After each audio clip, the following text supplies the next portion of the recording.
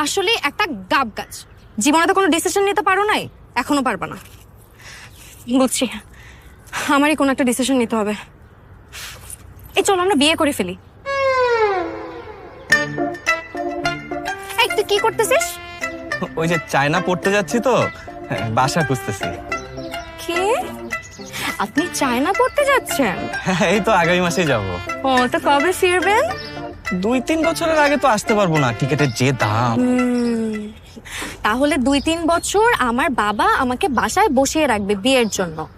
তারপর আপনি যখন বিদেশ থেকে পড়াশোনা শেষ করে আসবেন, তখন আমার বাবা আমাকে বলবে যে মা, শাকিলের তো পড়াশোনা শেষ, এখন তোকে ওর সাথে বিয়ে দিয়ে দেই। কি এমনটা বলবে, তাই না? এরকম বললে তো খুবই ভালো হয়।